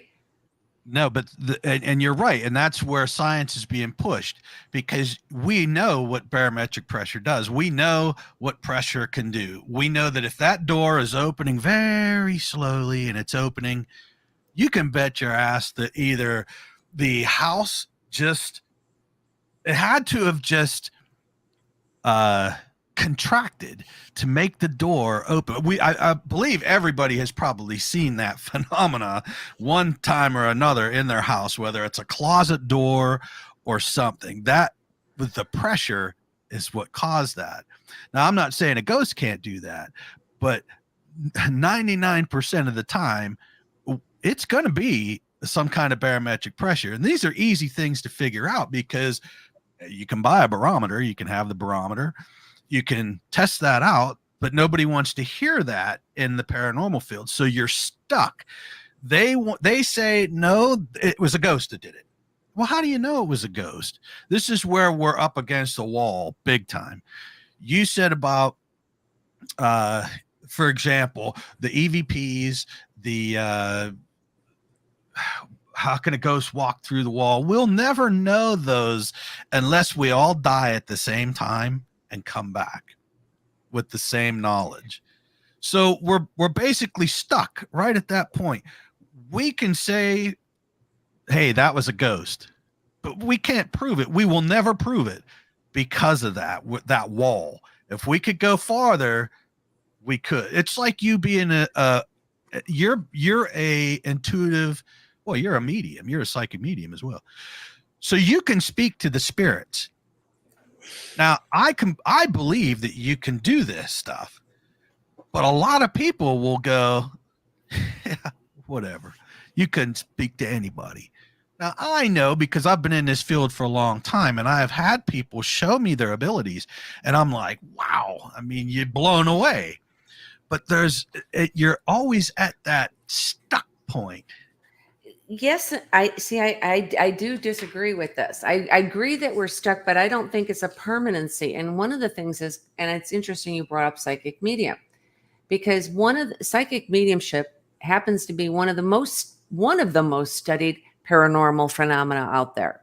Yes. And why is that? Because you can take a medium, you can take a person, you can stick them in a lab format, you can perform the scientific method as we know it and perform the same experiment over and over. You can put electrodes on their heads. Now, here's the interesting part about this. You can put electrodes on there and we can see, hey, certain parts of the brain are, when they say they're talking to this dead person, they can see that certain parts of the brain are becoming active and other parts are becoming dormant, and where our brains function with neural synapses, how they talk, but we have some disconnection of two lighted areas here. But they can't tell you that is in fact, you're talking to a dead person, right? What they can tell you is the brain is doing some weird stuff. It's doing some stuff that has a pattern to it. What's interesting about that is dreams. Are dreams real? Do dreams exist? Well, of course, every human being on the planet is going to say, of course they exist at one point, or we've all had we dream, right? How do you know that?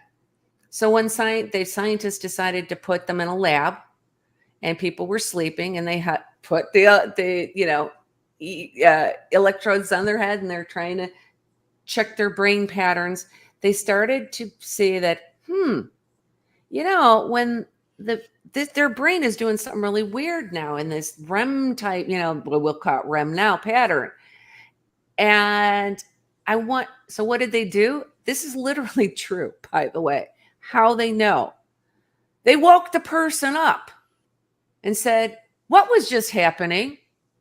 Because we noticed some really weird stuff on our equipment here that said your brain was doing some stuff that it doesn't do when it's awake. And they were like, oh, well, I was experiencing this, and I was dreaming. Can you empirically say that evidence-wise that dreams exist? Guess what? We can't, but we all know they do because we've experienced it. And it's the same thing with right where we're at with paranormal activity. People will say they're all about the experiential. Until a person experiences it, that's when they go, oh, wow, that was really weird. I think there's a ghost or there's something paranormal. So it's about those limited experiences, but we keep looking at and by the way, the same thing applies for the brain. We think we know everything. We know really very little about how the brain functions. So as we learn and we take these things into account, I think we will keep getting more and more, because you were talking about the barometric pressure, saying 90% of the time of it being that. If that's the case, then we should have a huge amount of documentation of people with the correlation of, hey, when we caught an EVP, the barometric pressure changed. Or when this happened, the barometric, and it doesn't. It's not happening. How many people do you know that are actually with doing EMF? We have a limited databases. There have been some databases through the years that people have tried to gather on the documentation. It's really, really hard to do. Multiple people have tried. Nobody's doing it. Even me, I'll write it down. I'll keep track of everything I have, but that's my stuff. Where's everybody else? So you're telling me in your investigations that every time something, or at least 70+% of the time, because otherwise you're a chance. If you're anything, you get around 50-55, it's a 50-50 if it's going to happen, right? So you're telling me in all the years that you've investigated that every time something paranormal happened, the barometric pressure changed? Nope. The barometric pressure, if my door starts swinging open, okay, I'm writing down the barometric pressure, the time. I want to know exactly everything about this.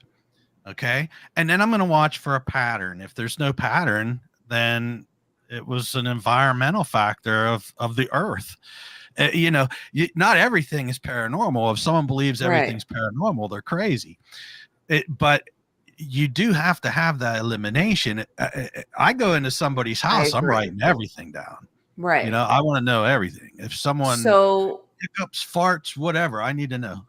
On the doors, so this is really specific to the specific type of paranormal event. So we're going to talk about door opening.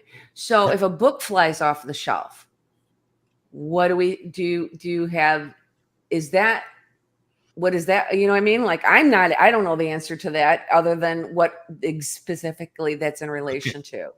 Now we're looking into that, the possibility of that being paranormal. And I will never use the word that's proof. It's either possible or plausible. I can tell if a door is going to open. I can go rattle the door. I can see how far in the little tang is into the door. That's going to tell me, that's going to be a factor. We know that the house isn't going to contract and expand hugely, but it will gradually. It's like your humidity in the house. So it will do it a little bit. So that is how I eliminate that. Now, if a book flies off the shelf, okay, now I'm going to be like, okay, what's going to make the book fly off the shelf? Now you're going to need some kind of energy. So that is going into my plausibility pile because I can't replicate that. So now that would be paranormal. That would be something that, hey, but this goes back to the original thing of this when you were saying that we just hit a wall. Right. But I don't know that we're in certain things, we just don't have enough knowledge. Like if you did not learn what you did, you wouldn't understand about the contraction, right? And the idea of the shifting. What do we not know yet about EVPs? We were just talking about they're not all sound. Right. I 100% will have to stick to that because we have caught electronic voice phenomena in a vacuum. Well, there's no sound. So what is it? That's very compelling. So those little pieces is, I guess, what I'm saying, that you keep digging and trying to put together so that it's the ones that are after you. I had a friend that was doing Bigfoot hunting or Bigfoot or whatever you want to call it, and the one thing that he liked, he's like, what am I doing this for? I'm doing it for me, but after a certain point, people, they don't care if they're not listening or whatever. And I said, because we're figuring out the 101 wrong ways to do something or look at something to hopefully land the person ahead of us to start at the 102 two-way and move forward, to grow. It's like a path that we're just keep building for people in front of us.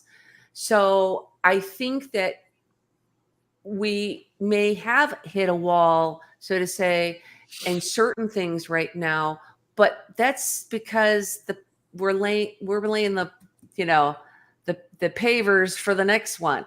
And then they're going to look back, just like we look back at the people behind us, right? And I 100% agree with you. And this is all I was getting at.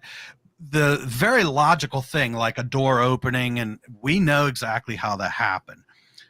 But when the book flew off the shelf, now we've in our head, we have eliminated I don't know, earthquakes, things like that. So we ruled that out. We've looked at the data and there was no earthquake anywhere. That is where the wall is now. We hit that wall because we can't go any farther except for that book flying off of the thing. There's nothing we can do to replicate it. We can't replicate it. So now it's paranormal, but that we have to just sit on a back burner. Right. And I wish more people would think like that, because they see something like a door opening and they say, oh, that's a ghost. Well, wait a minute. I just proved to you that wasn't. Now, the book flying off the shelf, I definitely will agree with you that something strange just happened. Well, you know what the book off the shelf is. That's by, all right, actor. That's who did it. So Interstellar. Yeah, I can't think of that guy's. So it's all his fault. But these are great. The things that I mean, I love talking to you about this because you're a rational thinker. You understand this. But this is where we also are stuck in the paranormal, because people like us that are really passionate about it and we want to learn and we want this field to grow. And then you see all the entertainment out there when you got teams telling people that all these meters going off are ghosts. They got 30 people there. How do they know that that's a ghost? That could be, there's some I even seen dogs running around and I'm like, wait a minute, that's not a ghost. That probably was something from the dog or something. You know what I mean? But they want to tell everybody that it's paranormal. And it really is frustrating to me when I see that all the time. I have to tell you, this has been such an exciting conversation, because I love it, because it's been a conversation and we've got, you have the passion like I do, Todd. Jim, you're the understated passionate guy over there. You're very calm about it, but you've got it going, that kind of thing. And it's been a great exchange in that way. So this has been really fun.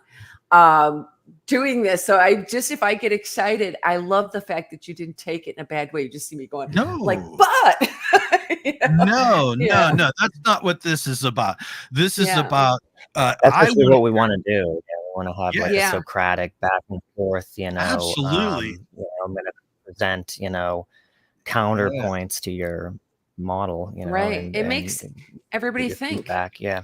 Yes. Mm-hmm. It makes us all think, we'll get off this the show and, the conversation, and we'll be running things later and going, I didn't think about it that way, whatever from the other person. And that's how we all grow at this point, is learning from each other. Yes. And the other thing, though, is we just have to remember that in the paranormal field, there is an entertainment side, and I love that side. And honestly, I can't bash it, because I've been part of that side at some times. But when you are going to do research, you got to do real research, and you're going to do real investigating versus like a public entertainment type of thing. And again, here's the thing. I don't want people to think that it's fake, because they're not trying to fake anything. They're just, going with what they can in groups. Right. It's not controlled. How can you? You can't control the circumstances. So I immediately go, when I'm in a group one, all right, all of these rules and regulations have to go out the window, because I cannot control the sound of, 30 different people here, and so on and so forth. even it, and I'm going to make this real simple point, is I did an investigation and we were doing a private, and the one thing that we had to immediately get rid of, EMF. Doesn't matter what you come across. Why? Because we're like literally next door to a police station and ginormous satellites. There's Right. stray EMF flying all over the place here. So that was not part of that investigation. But so there's always these things that we, do as far as entertainment, which is great. Just make sure if you're going into somebody's home, that's where I have a problem. If you're going into somebody's home, really know your stuff. Yes. And don't say things lightly, because this is other people's mental and emotional, what they have to live there. It's to be scared or something, Yes, they need to learn about the ramifications of telling somebody that their house has demons, because the psychological ramifications that person can be going through, that someone could kill themselves, and it would be like religious too. I mean, my God, if they're religious or like fundamentalist Christian or something like that, I mean, that could just be devastating, to think that your house is inhabited by the devil or something like that, or I did a case many years ago. It was the scariest thing. And we didn't know what we were walking into, but I was scared for the people. And I was so mad at an it wasn't my team. I was part of this when I very first started out. It was another team member. It was a husband and wife and 2 children. All of them had been sleeping together in the family room because they were terrified to be in their own bedrooms. Wow. So for like over a 3-month period, they were sleeping together in the family room. So this is some serious activity, at least serious to them, what's going on. And as we were going through, they apparently had crosses that they had put up around, like for protection. So there's multiple crosses. And this guy that was, I don't even remember who he was just so casually with the homeowners there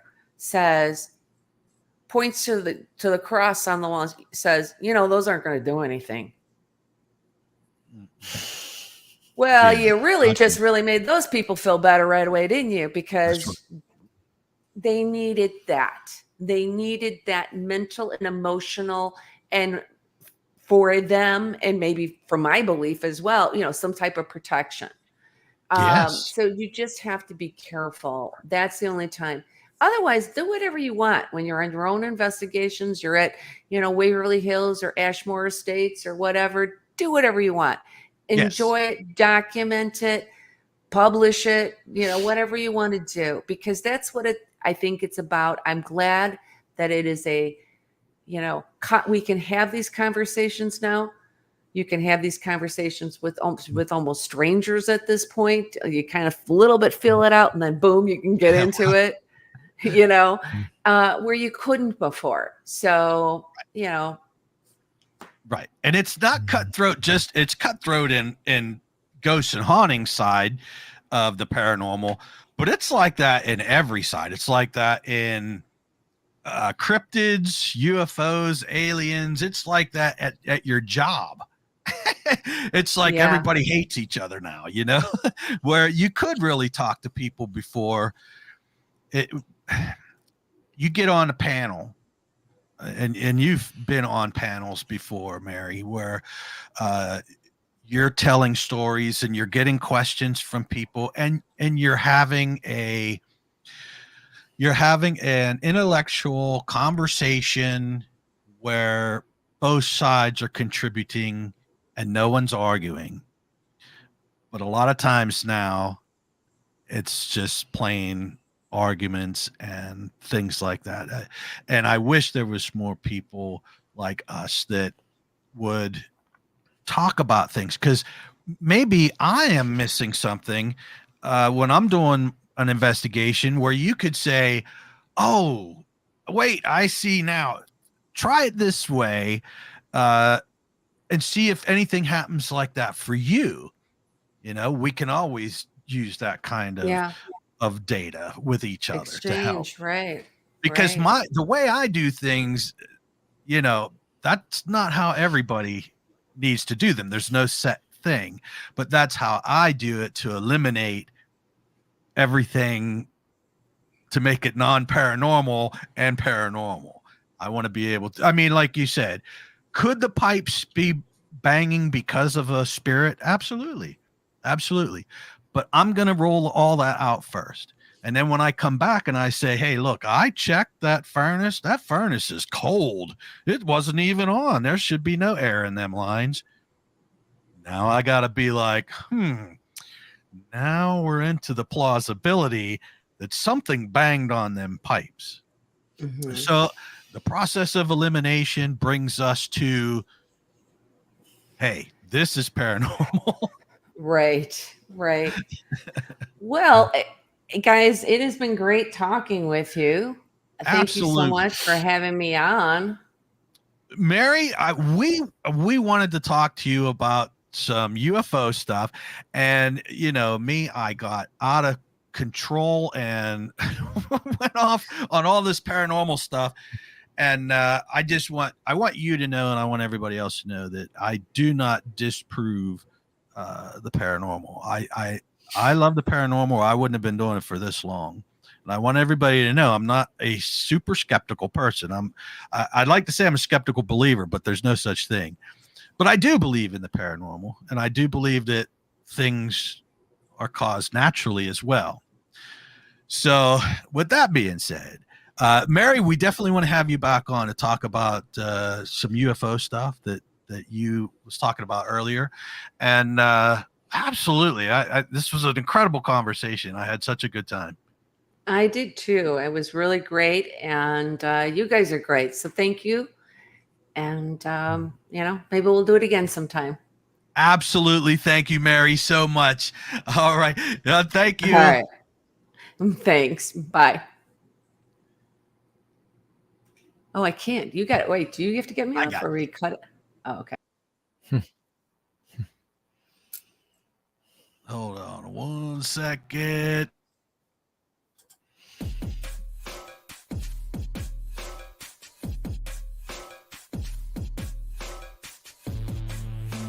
Thank you for tuning in with us tonight. We hope you enjoyed this episode. Please be sure to like, subscribe, and follow to receive notifications when new content is made available. A Paranormally Beyond Disclosure is looking to talk with ufologists, researchers, investigators, contactees, abductees, channelers, and more for upcoming shows.